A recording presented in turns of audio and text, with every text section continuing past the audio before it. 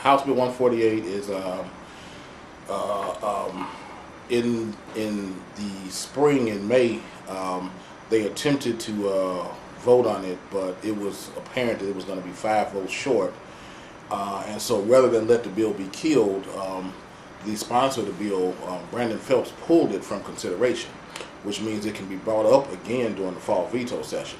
Now, this is the concealed carry law. Right. This is the House Bill 148, is the Family Personal Protection Act that would allow law-abiding citizens age 21 over with no criminal or mental illness background to be able to carry a gun in order to defend themselves and their families. Right now, every state in the entire country has this law in place except for Illinois. Even New York? Yeah, New York has now. New York and California are still problematic because those are what are called may issue states. And okay, the difference between shall issue and may issue, right now there are 49 states that have this law. I believe 45 of those states, I believe, are what are called shall issue states, and 4 of those states are what are called may issue states.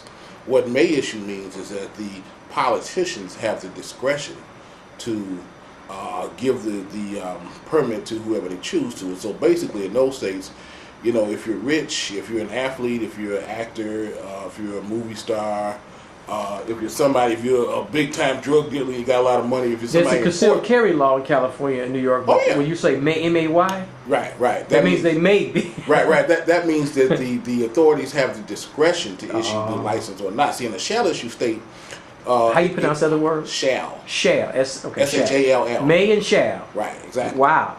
Okay. So in the shall issue states, that means that if a person applies for a permit, as long as they don't have a reason for that permit to be rejected, meaning they either have a history of mental illness or they have a history of criminal activity, then the state is required to issue the permit to that person.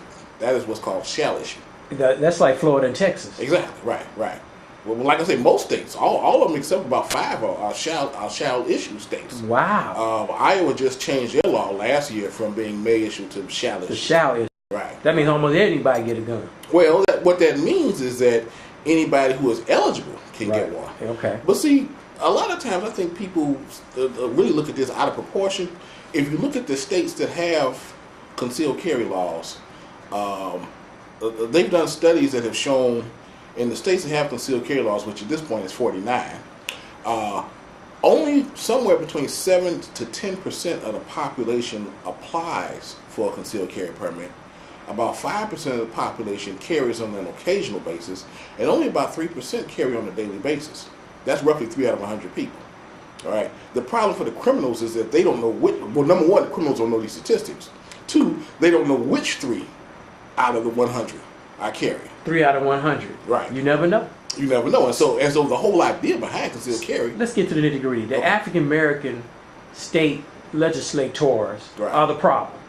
They are a big part of the problem. They're not the total problem. But if they voted there are 17 of them out of 52 who did not vote on it statewide in the spring. So a total of 52 did not vote. So a total of, my understanding, I believe a total of 52 voted no. So the African American politicians, state politicians, if they voted for the concealed carry law, that wouldn't. Oh, it would pass. It only fell by 5 votes. That's what you just said earlier. Right, I missed that. I'm sorry. It was, so it was you don't 5 need votes short of passing. You don't need but like 5 or 10 African American politicians. Exactly. Right.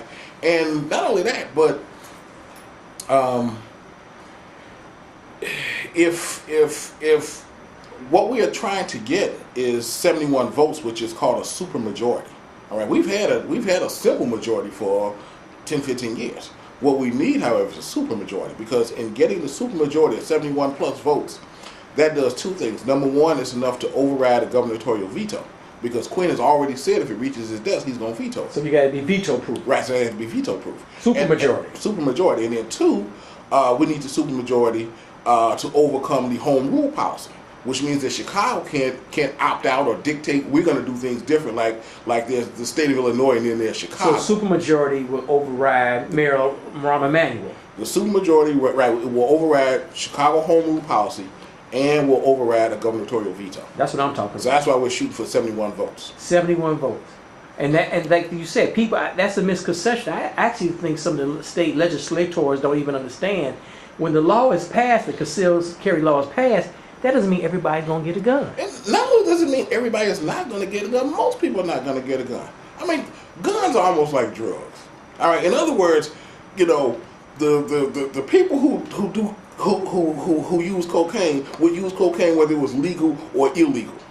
All right. The legality has virtually nothing to do with it. So people who want a gun gonna get a gun. Absolutely. Okay. Right. That means criminals. Well, you know, I mean, You know what I'm saying? the criminals would have to get theirs through illegal means because Right. they can't get them through legal means. Whereas the majority of people are going to purchase their guns through legal means. I would never buy an illegal gun. I'm sorry to cutting you off, but why are the state, I mean, I don't care what nationality they're from, whatever, why are the state legislators, some are opposed to the concealed carry law? Because they have some very archaic views about reality. They keep saying they keep using the same excuses that the anti-gun nuts use in the other 40 states before this law was, before 1987. Prior to 1987, only 8 states in this country had concealed carry laws. All right? So we're talking about 41 states that have adopted those laws since 1987. And in almost every state before these laws were adopted, the anti-gun nuts would say, "Oh my God, if everybody can carry a gun, it'll be wild. It'll be the wild, wild Everybody's west." not going to carry a gun. Yeah, I know that. I think that's a key point people need to understand. Right. What did you say? You said earlier only 3%? Only 3% carry on a daily basis. On a daily basis. Right, and that's the national average. All right. So one of the excuses is that everybody's going to be carrying a gun, and people are going to start getting in shootouts with The Wild parking Wild spaces West. and the whole Wild Wild West stuff. Right. That's not going to happen. And it hasn't happened in the other 4 years. See, my question, when people say that, then my question is, okay, well, which state did you hear about that turned into the Wild Wild West in the last 24 years? And everybody sits there with a dumb look on their face. All right, the very plain, simple answer is none of them have. But even when we get, I shouldn't say, when we get the concealed carry law here in Illinois, most people will still just carry their gun in their home. Most of them are not going to go out in the street. Most people are not. Most people, I don't feel that most people, first of all, most people, I don't believe, feel or understand that it is their responsibility to protect themselves. Most people are under the misguided assumption that the police are responsible for their individual safety and security, which in fact they are not. And the courts have consistently ruled that the police are not responsible for your individual safety and security. You are.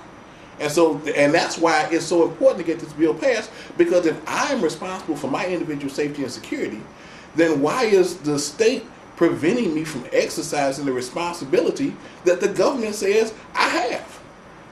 They say it's not their responsibility, it's my responsibility. Then on the other hand, they turn around and deny me the responsibility that they tell me I have. So, I mean, this is insane. What they do in Illinois has basically guaranteed criminals a helpless, defenseless victim pool.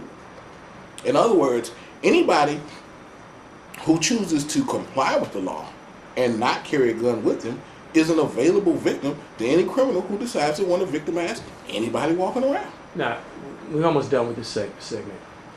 If the general public, the voting public, contacts their state legislators, put some pressure on them, you think this is going to pass? Well, it can pass, but in order for it to pass, it's going to require enough pressure to be put on these state legislators. For example, on August 31st, I work with several groups. I work with the Chicago Firearms Safety Association and also with IllinoisCarry.com. 2 other groups, the Illinois State Rifle Association and the Second Amendment Sisters, all got together to hold a town hall meeting at WVON radio station.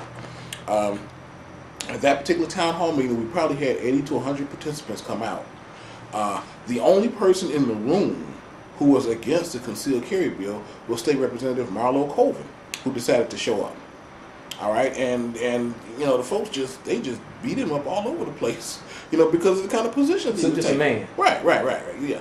That same day, State Representative LaShawn Ford held a town hall meeting over on the west side, same day, same time.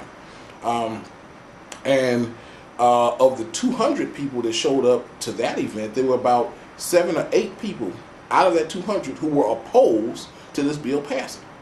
State Representative Constance Howard held an impromptu poll on her Facebook page back in late April, early May on concealed carry, and I would say a good 70 to 75% of the people who responded were for that bill being passed.